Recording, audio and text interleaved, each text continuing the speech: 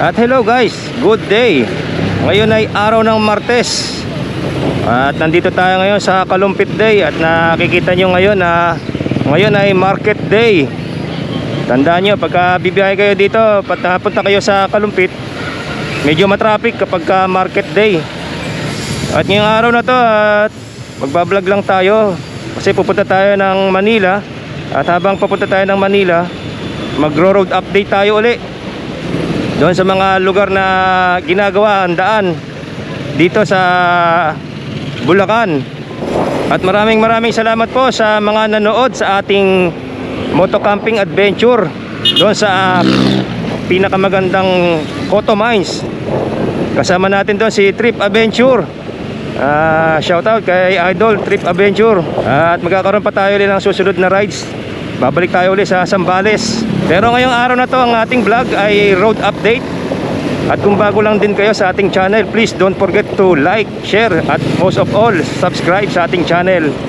At hit nyo na rin ang notification bell para lagi po tayong updated sa mga bago nating upload at road updates. At dito nga tayo nag-umpisa sa Kalumpit. At maya konti i-update ko kayo sa mga lugar na ginagawa ang daan, para makatulong ang video na to sa mga kapwa nating rider na bibiyahe sa mga darating na araw. At para ma-update ko na rin kayo kung ano na yung kondisyon ng daan. At ayan na, nandito na tayo sa Arco ng Giginto, Bulacan. Ang sikat na Arco. Ayan o. At dito na mag-umpisa yung pag-road update natin, dahil dito yung maraming sira na daan. At shoutout ulit sa DPWH ng lungsod ng Bulacan sa patuloy ninyong pag-improve ng mga kalsada. At ngayon ay araw ng Martes, talaga namang napakaraming gumibiyahe. Dami ngayong mga rider tsaka biyahero. At yan, dito makikita ninyo talagang dito na napakamalala ng kalsada rito. Wala na kayong mapapagpilian dito ng sirang daan. Kabila na yan. Sana naman magawa na rin to, at sana magawa na ng solusyon. Ayan, kita nyo naman ang lalalim na ng lubak dito. Bugbog kasi itong kalsada na to sa mga truck na malalaki. DPWH, aksyonan nyo na po. Yan, mahaba na yan. Magmula doon sa pagliko natin galing sa overpass ng Giginto. Ganyan na kalala yung kalsada na yan. Yan, pati mga estero dito barado. Kaya dito sa part na to laging may tubig. Hindi na nawawala ng tubig dito. Ayan nangangabayo na naman ako rito. Hanggang doon na naman yan sa Marilao, yung pangangabayo na yan. Ayan, sa tapat ng Walter Mart. Grabe na. Hindi na nawala ng tubig dito.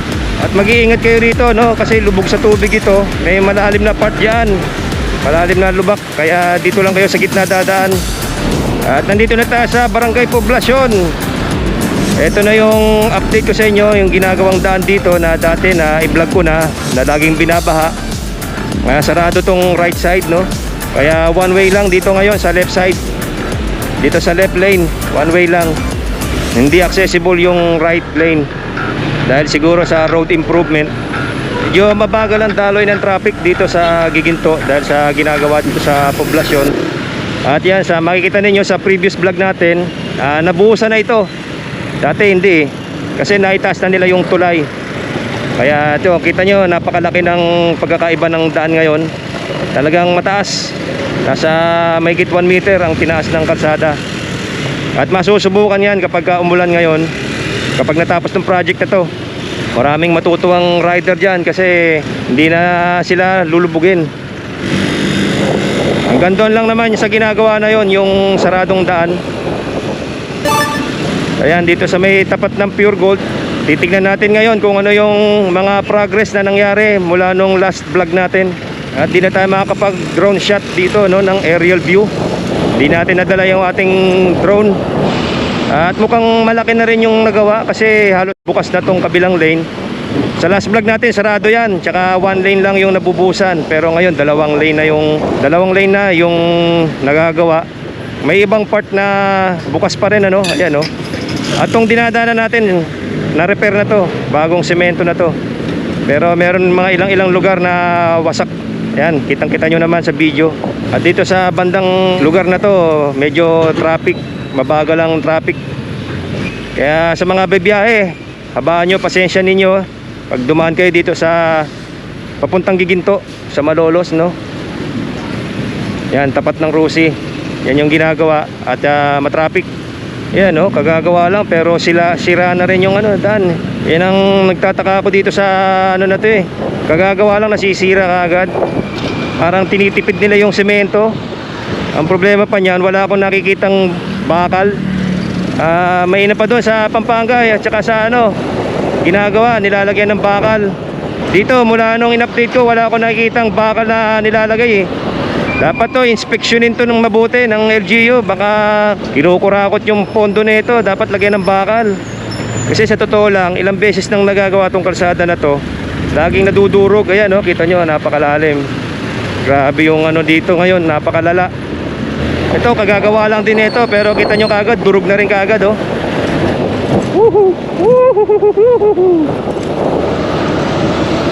Yan, tong kalsada na to, kagagawa lang din yan, pero sira na rin agad. At yan, nandito na tayo sa Balagtas, Bulacan. Time check is 9:38 na ng umaga. At medyo mainit ang panahon ngayon. At napaka-traffic dito sa bandang Balagtas. Ang daming bumibiyahe, ang daming sasakyan ngayon.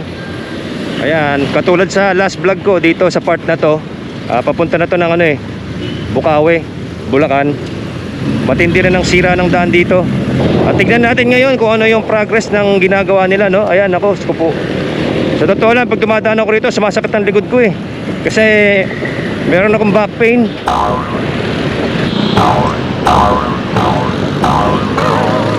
At ito ang road update ito sa papuntang Bukawi. Ayan, sira tong rampa, grabe, hirap niyan. Kawawa mga motorista. At yan, nandito na tayo sa may tapat ng diversion, papuntang Philippine Arena. Dito na yung ginagawang kalsada. At dito ako nakapag-update nung huli. Sana magawa yung daan nito tuloy-tuloy. Pagkatapos yung ginagawa doon, yan, napakalala ng daan na yan. Talagang mahihirapan kayo dyan, lalo na kung may back ride kayo. Masisiraan kayo ng sasakyan. At ito naman sa magandang progress ng trabaho. Dati dyan tayo dumaan sa previous vlog natin. Ngayon bukas na siya. Bukas na dito sa kabila. At nalagyan na rin ng semento rito sa right lane. At sa tingin ko nag-i-improve sila ng drainage system. Kasi may mga imburnal. Malaki na rin ang nagagawa. At halos na semento na tong right lane na to. At para sa mga bibiyahe uli, yan ang road update natin dito sa Bulacan, along MacArthur. Dito yan, paglagpas ng Bukawi. Ang exact na lugar niyan, sa Bunlo tayo, Bunlo, Bulacan. Ayan, nagawa na rin, nabuhusan na, nasementohan na. Magandang improvement kasi mabilis naman yung progress ng trabaho dito. Kasi halos 2 weeks lang yung mag-update tayo. Ngayon, malaki na yung nagagawa. Sana magtuloy-tuloy to hanggang doon sa unang dinaanan natin, kasi malala yung lubak doon eh. Masarap pagbiyahe ngayon, dami nating kasabay, hindi tayo maboboring sa biyahe. At dito sa may bandang Bukawi, maganda na yung daan dito, malapad na. Sana ma-espaltuhan din nila to para lalong mas magandang riding comfort. Ayan, talagang napakarami nating kasabayan ngayon, nakakatuwang magbiyahe pagpapunta ka ng Manila.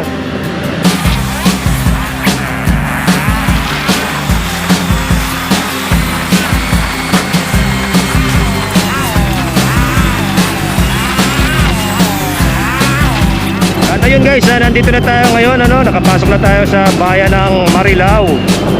Maganda na ang daan dito sa may bandang Marilao. Na-improve na nila yung kalsada rito. Dati masama rin ang daan dito eh. Okay naman ang takbo ng traffic dito sa Marilao. Ayan, sa tapat ng Marilao Market. Dito tayo sa Marilao Market. Maganda rin itong ginawa nilang barrier na to, design.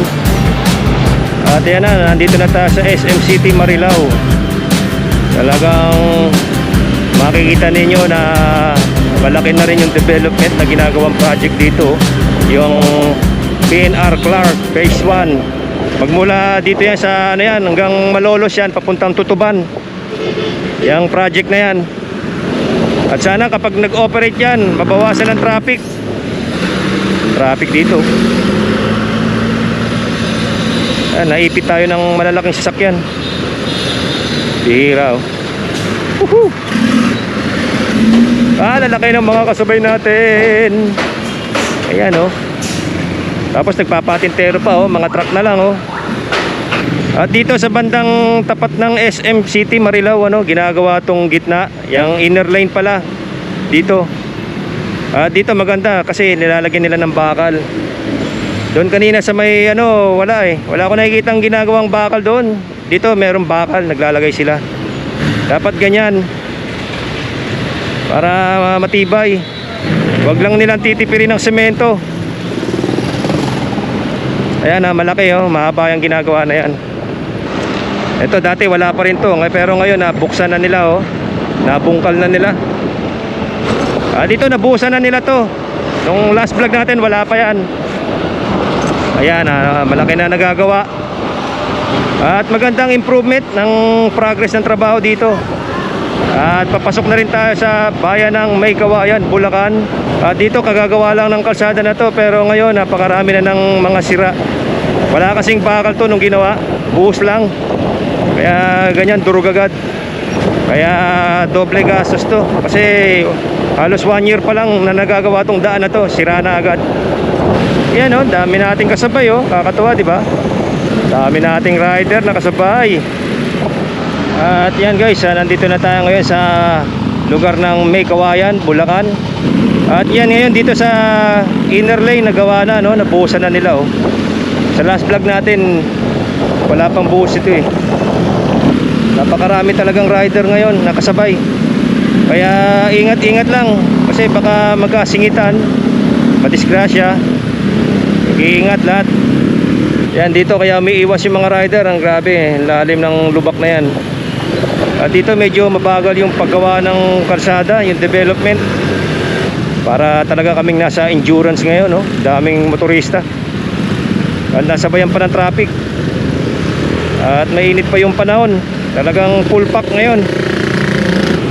Traffic din sa kabilang lane kasi isang lane lang ginagamit. Dito may buhos na rito. Medyo mabagal yung improvement ng kalsada rito, yung paggawa. Halos wala akong nakikitang gumagawa, eh. At nandito na tayo ngayon, pumasok na tayo sa bayan ng Valenzuela. Ayan, medyo bako-bako rin yung daan dito pagpasok nyo ng Valenzuela. Yuhu! Woohoo! At sa muli po guys, hanggang dito lang itong vlog natin, ano? Ito po, hanggang dito ang road update natin. Ayan, may maingay pa. May ginagawang daan dito, sarado ang daan. At hanggang dito na lang itong vlog natin sa pag road update natin. Magmula doon sa Kalumpit hanggang dito sa Valenzuela. At marami na rin na naging improvement sa ginagawang daan. At sana nakatulong itong video na to sa mga rider at motorista na nagpaplanong bumiyahe ngayon at sa mga susunod pang araw. Ingat pong lahat at huwag niyong kalimutan mag-like, share and subscribe.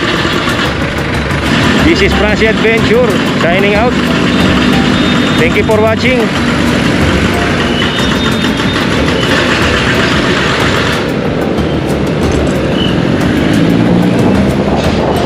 Ayan, oh, dito, oh, bako-bako din, oh. Grabe yung butas ng kalsada na yan.